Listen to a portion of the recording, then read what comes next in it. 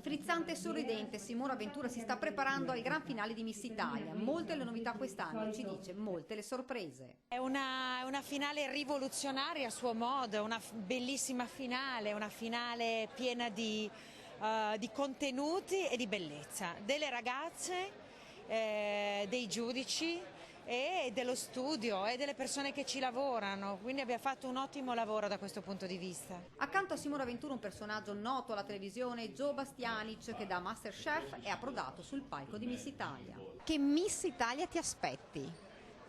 Beh, sicuramente, come un po' la tema, quella di comunicazione, una Miss Italia che riesce, non deve ovviamente essere bella, ma deve essere anche capace di comunicare, di raccontare chi è, di dove viene, che parte d'Italia può rappresentare in questa grande occasione. Ma poi lanciare un appello è proprio a Patrizia Mirigliani, che dice basta agli scheletri in passerella. Spero che venga recepito. A me sono arrivate ragazze che hanno una taglia 42 a cui è stato detto che erano obese per fare la moda.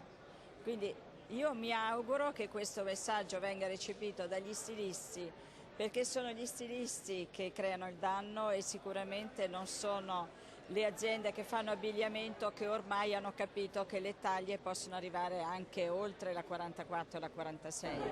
Ed eccole le 33 finaliste provenienti da tutte le regioni, emozionate e sorridenti ma determinate. 3 le ragazze venete che domani saliranno sul palco per la finale. La miss di origini marocchine Alam Elbrinis, residente nel Trevigiano.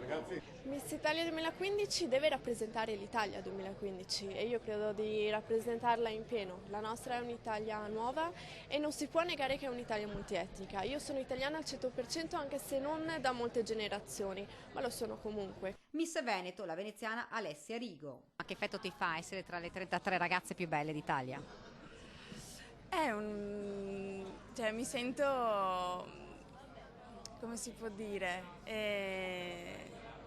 tra virgolette importante, perché comunque abbiamo passato molte selezioni, ci siamo impegnate e quindi essere qua è un bel peso che devi portare. Ed infine un'altra trevigiana, Letizia Moschin. Sono piena di gioia, orgogliosa e determinata ad arrivare fino in fondo, insomma.